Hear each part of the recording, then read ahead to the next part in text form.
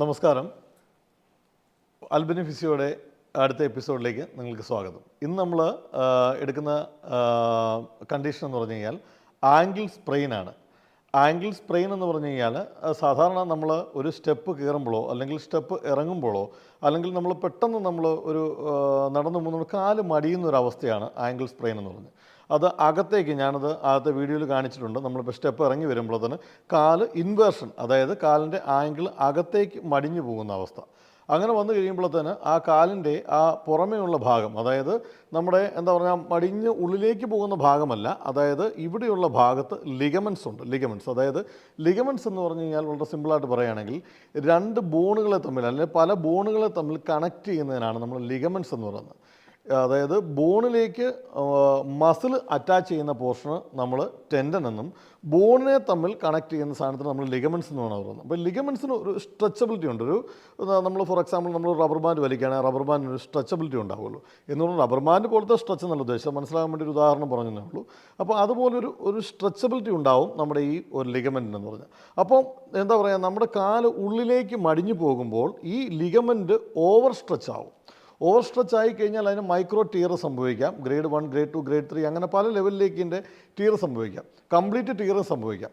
പക്ഷേ ഇത് നമ്മൾ ഒരു കറക്റ്റ് ഡയഗ്നോസിസ് എന്ന് പറഞ്ഞു കഴിഞ്ഞാൽ ഒരു MRI കൊണ്ട് മാത്രമേ നമുക്ക് ഈ കംപ്ലീറ്റ് കട്ട് വന്നിട്ടുണ്ടോ അല്ലെങ്കിൽ അത് കംപ്ലീറ്റ് ടീർ ആയിട്ടുണ്ടോ എന്ന് അറിയാൻ പറ്റുള്ളൂ. പക്ഷേ കാല് മടിഞ്ഞാൽ ആരും അങ്ങനൊന്നും ചെയ്യാറില്ല. സാധാരണ കാല് മടിഞ്ഞു കഴിഞ്ഞാൽ നമ്മൾ വീട്ടിൽ ചെയ്യേണ്ട കാര്യങ്ങൾ എന്തൊക്കെയാണ്? സാധാരണ ഒരു കംപ്ലീറ്റ് ടീറൊന്നും വരാറില്ല. കംപ്ലീറ്റ് ഒന്നും അതുപോലെ സിവിയറായിട്ട് എന്തെങ്കിലും ഒരു ആക്സിഡൻറ്റോ കാര്യങ്ങളോ ഒക്കെ വരികയാണെങ്കിൽ ഒരു കംപ്ലീറ്റ് ടീർ വരുള്ളൂ, അല്ലെങ്കിൽ ഒരു പാർഷ്യൽ ടീർ മാത്രമേ സാധാരണ വരുള്ളൂ. അപ്പോൾ കാല് മടിഞ്ഞു കഴിഞ്ഞാൽ നമ്മൾ പ്രത്യേകം ശ്രദ്ധിക്കേണ്ട കാര്യമെന്ന് പറഞ്ഞു കഴിഞ്ഞാൽ നമ്മൾ ആ കാല് പിന്നെ അനക്കാൻ പാടില്ല.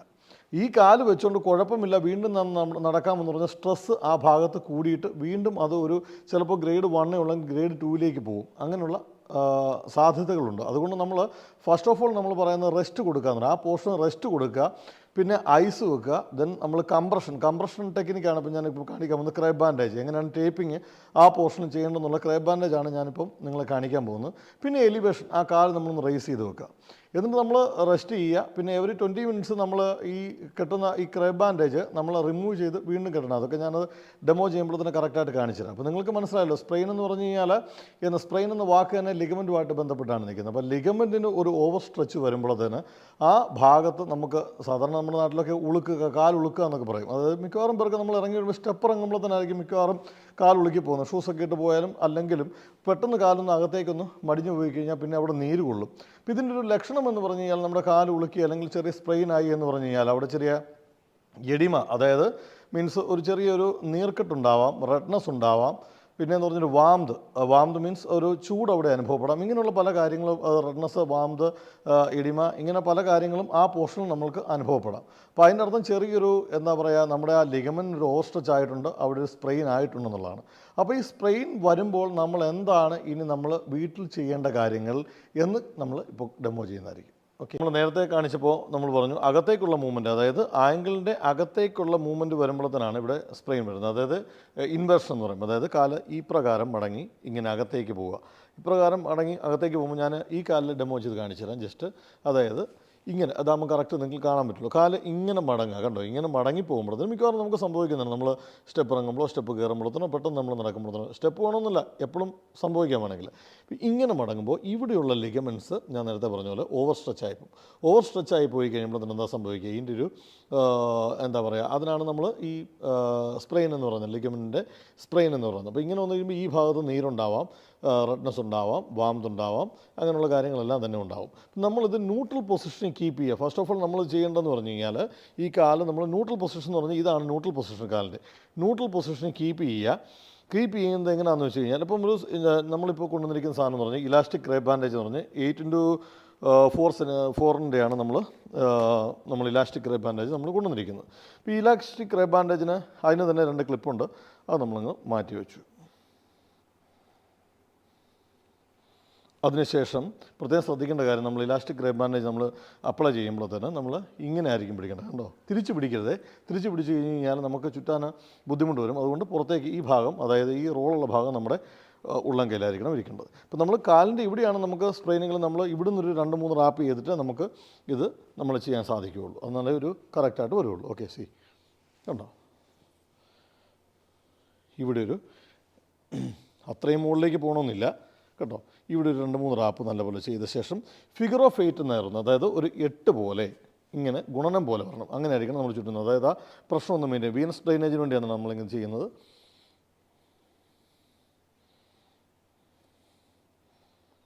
കണ്ടോ, ഇവിടെ വന്നു, പിന്നെ നമ്മൾ ഇങ്ങോട്ടേക്ക് ഇങ്ങനെ എടുത്തു. വിരലുകൾ ഫ്രീ ആക്കി വിട്ടേക്കണേ.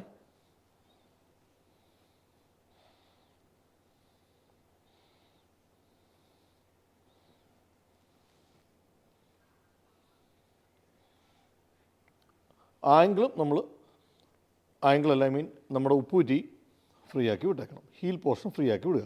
കണ്ടോ,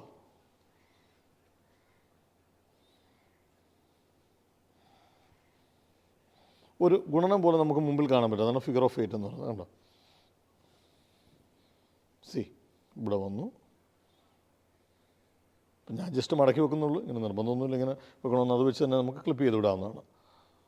കണ്ടോ, ഇതിവിടെ കൊളുത്തി.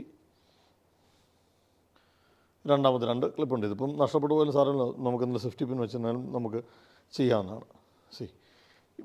ഇതാണ് നമ്മൾ സാധാരണ രീതിയിൽ ചെയ്യുന്ന ബാൻഡേജ് ടെക്നിക്ക് എന്ന് പറയുന്നത്. ക്രേ ബാൻഡേജാണ് നമ്മൾ യൂസ് ചെയ്തിരിക്കുന്നത് എന്ന് പറഞ്ഞു കഴിഞ്ഞാൽ. എന്നിട്ട് ഇത് കണ്ടോ, ഇത് ഈ വിരലുകൾ ഫ്രീ ആക്കി വിടുക, ഉപ്പൂറ്റി ഭാഗം ഫ്രീ ആക്കി വിടുക. ഇവിടുന്ന് നമ്മൾ ഒരു 3-4 റൗണ്ട് നമ്മൾ നേരെ കറക്കി ചുറ്റിയ ശേഷം ഒരു ഗുണനം പോലെ 8 പോലെ നമ്മൾ ചുറ്റി ഇങ്ങനെ വയ്ക്കുക. ഇങ്ങനെ വെച്ചിട്ട് അങ്ങ് പോയാൽ പോരാ. ഒരു എന്താ പറയുക, ഒരു 20 മിനിറ്റ് കഴിയുമ്പോൾ ഇത് പതുക്കെ അഴിക്കണം. അഴിച്ച ശേഷം നമ്മൾ വീണ്ടും ഒരു 20 മിനിറ്റ് കഴിഞ്ഞ് അഴിച്ചിട്ട് വീണ്ടും നമ്മൾ ചുറ്റണം. അങ്ങനെ നമ്മൾ ചെയ്താലേ ഇതുകൊണ്ട് ഒരു പ്രയോജനമുള്ളൂ. കാര്യം ഇപ്പം നമ്മൾ ഇതുകൊണ്ടുള്ള ഉദ്ദേശിക്കുന്നത് എന്താണെന്ന് വെച്ച് കഴിഞ്ഞാൽ ആ ഭാഗം ഒന്ന് ഇമ്മൊബിലൈസ് ചെയ്യുക. അതായത് ഇങ്ങോട്ട് ഈ കാലം കൊണ്ട് പൊക്കി വെച്ച്, അതായത് ഇങ്ങനെയാണല്ലോ മടിഞ്ഞു പോയത്, അതൊരു ന്യൂട്രൽ പൊസിഷനിലും സ്ലൈറ്റ്, ഇപ്പോൾ ഇൻവേർഷൻ എന്ന് പറഞ്ഞാൽ അകത്തേക്കുള്ള മൂവ്മെൻറ്റ്, സ്ലൈറ്റ്ലി ഇവേർട്ടഡ് ആയിട്ടാണ് നമ്മളിത് ചെയ്തിരിക്കുന്നത്. സ്ലൈറ്റ്ലി ഇവേർട്ടഡ് ആ ന്യൂട്രൽ പൊസിഷനിലാണ് നമ്മളിത് കീപ്പ് ചെയ്യുന്നത്.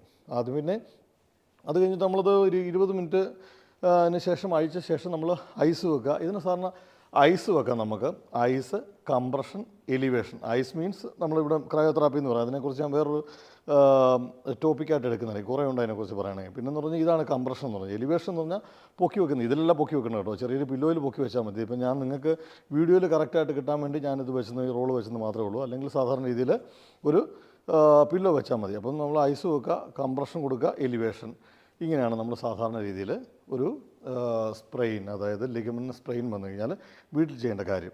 പിന്നെ ഇതുകൊണ്ടും മാറിയില്ലെങ്കിൽ നിങ്ങൾ എന്താണ് ഹോസ്പിറ്റലിൽ പോവുക. അപ്പോൾ അതിൻ്റെ അർത്ഥം ഇഞ്ചുറി ഗ്രേഡ് കൂടുതലാണ്. ഇതൊക്കെ നോക്കിയിട്ടും യാതൊരു രക്ഷയില്ലെങ്കിൽ ഇഞ്ചുറിയുടെ ഗ്രേഡ് കൂടുതലാണ്.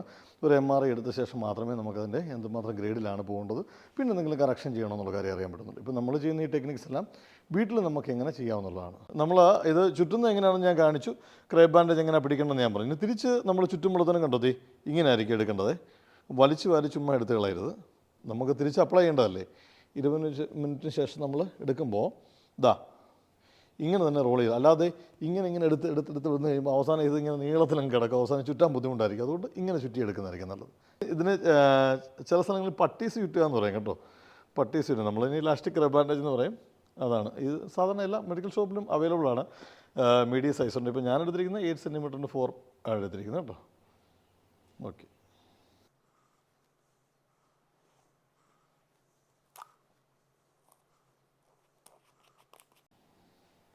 ഇപ്പോൾ നമ്മൾ ഡെമോ ചെയ്ത കാര്യം, അതായത് കാൽ ഉളുക്കി കഴിഞ്ഞാൽ എങ്ങനെയാണ് നമ്മൾ ക്രേ ബാൻഡേജ് അപ്ലൈ ചെയ്യണമെന്ന്. ഇതിനകത്ത് പ്രധാനമായിട്ട് ശ്രദ്ധിക്കേണ്ട കാര്യത്രേ ഉള്ളൂ. കാല് വെറുതെ ഇങ്ങനെ റൗണ്ടിൽ ചുറ്റരുത്. ആദ്യം കാലിൻ്റെ മുകളിൽ മാത്രം ഒരു 2-3 ലെയർ റൗണ്ടിൽ ചുറ്റിയ ശേഷം ഒരു ഫിഗർ ഓഫ് 8 എന്നാണ് പറയുന്നത്. നമ്മൾ ഇങ്ങനെ ഗുണനചിഹ്നം പോലെ ഇങ്ങനെയാണ് ചുറ്റുന്നത്. പിന്നെ പാദത്തിൻ്റെ എന്താ പറയുക, നമ്മുടെ ഉപ്പൂറ്റിയുടെ ഭാഗം നമ്മൾ വിട്ടേക്കണം, വിരലിൻ്റെ ഭാഗവും വിട്ടേക്കണം. കാര്യം എന്താണെന്ന് വെച്ച് കഴിഞ്ഞാൽ നമ്മൾ ഒരുപാട് കംപ്രഷനിൽ കൊടുത്തു കഴിഞ്ഞാൽ, അതായത് ഒരുപാട് വലിച്ച് ചുറ്റിക്കഴിഞ്ഞാൽ വിരലിന് ബ്ലൂയിഷ് കളറൊക്കെ വരും. ഈ നമ്മൾ അടച്ച് ചുറ്റിക്കഴിഞ്ഞാൽ ബ്ലൂയിഷ് കളർ ഉണ്ടോ എന്ന് അറിയില്ല. ദാറ്റ് മീൻസ് സർക്കുലേഷൻ അങ്ങോട്ട് പ്രശ്നമുണ്ടെന്നുള്ളതാണ്. അതുകൊണ്ടാണ് നമുക്കത് മനസ്സിലാക്കാൻ വേണ്ടി നമ്മൾ ആ വിരലുകൾ നമ്മൾ എക്സ്പോസ് ചെയ്ത് വെക്കുന്നത്. ബ്ലൂയിഷ് ഡിസ്കളറേഷൻ വല്ലതും വരുന്നുണ്ടോ എന്ന് അറിയാൻ വേണ്ടി. അങ്ങനെ വരാൻ വഴിയില്ല. കാര്യം പേഷ്യൻറ്റിന് ഇപ്പം നമ്മൾ ബൈസ്റ്റാൻഡറാണല്ലോ ഇത് ചുറ്റി കൊടുക്കുന്ന വീട്ടിൽ. അപ്പോൾ അത്ര കംപ്രഷൻ ഉണ്ടെന്നുള്ള കാര്യം അവർ അന്നേരം തന്നെ പറയും. അതുകൊണ്ട് അത് അങ്ങനെ വരാൻ വഴിയില്ല. അതുകൊണ്ട് നിങ്ങൾ എന്നാൽ കംപ്രഷൻ കൊടുക്കുകയും വേണം, വലിയ വലിച്ചു ചുറ്റി അങ്ങനെ വെക്കുകയും ചെയ്യരുത്. അതുള്ളൂ എന്നെ ശ്രദ്ധിക്കേണ്ട കാര്യം. നമ്മൾ സാധാരണ കാല് വെക്കുമ്പോഴത്തേനും പഴയ ആൾക്കാരൊക്കെ ഓടിച്ചെന്ന് ഈ കുഴമ്പെടുത്തോണ്ട് വന്നിട്ട് തിരുമുന്നൊരു പരിപാടിയുണ്ട്. ദയവ് ചെയ്ത് അങ്ങനെ ചെയ്യരുത്. കാര്യം എന്ന് പറഞ്ഞു കഴിഞ്ഞാൽ ഇത് ഞാൻ പറഞ്ഞു ലിഗമെൻ്റ് ഓവർ സ്ട്രെച്ച് ആയിട്ട് വരുന്ന സംഭവമാണ്. അപ്പോൾ അവിടെ നമ്മൾ ഈ കുഴമ്പെടുത്തിട്ട് തിരുമുക എന്ന് പറയുമ്പോഴത്തേനും അവിടെ നമ്മൾ വീണ്ടും പ്രഷർ കൊടുക്കല്ലേ. മിക്കവാറും നമുക്ക് പറ്റുന്നൊരു എന്താ നമ്മുടെ ഒരു അജ്ഞത കൊണ്ടാണ് പറ്റുന്നത്. കാര്യം ഇതിൻ്റെ അകത്ത് ഉള്ളിൽ എന്താ സംഭവിക്കുന്നത് നമുക്ക് അറിയാൻ മേലാത്തതുകൊണ്ട് എന്തിനും നമ്മൾ കുഴമ്പെടുത്തിട്ടൊക്കെ തിരുമ്മി കഴിഞ്ഞാൽ ശരിയാവുമെന്ന് തോന്നും. പക്ഷേ അതല്ല, നമ്മളവിടെ ഫസ്റ്റ് ഓഫ് ഓൾ നമ്മൾ റെസ്റ്റ് കൊടുക്കുക ആ ഭാഗത്തുനിന്ന്. ഇതിന് മെയിനായിട്ടുള്ള കാര്യം ഞാൻ പറഞ്ഞു, ഐസ് വെക്കുക, റെസ്റ്റ് കൊടുക്കുക, നമ്മൾ കംപ്രഷൻ കൊടുക്കുക, എലിവേറ്റ് ചെയ്യുക. ഇതാണ് എൻ്റെ മെയിൻ കാര്യം എന്ന് പറഞ്ഞാൽ. അല്ലാതെ നമ്മൾ പെട്ടെന്ന് പോയി കുഴമ്പിട്ട് തിരുമ്മി കഴിഞ്ഞിട്ട് അതിനും കുഴപ്പമില്ല കാലൊന്ന് കുത്തിയേക്കാം എന്ന് പറഞ്ഞാൽ കണ്ടീഷൻ വീണ്ടും മോശമാകുള്ളൂ. അതുകൊണ്ട് പ്രത്യേകം ശ്രദ്ധിക്കണം. നിങ്ങളിങ്ങനെ വന്നു കഴിഞ്ഞാൽ നിങ്ങൾ റെസ്റ്റ് എടുക്കുക. നമസ്കാരം.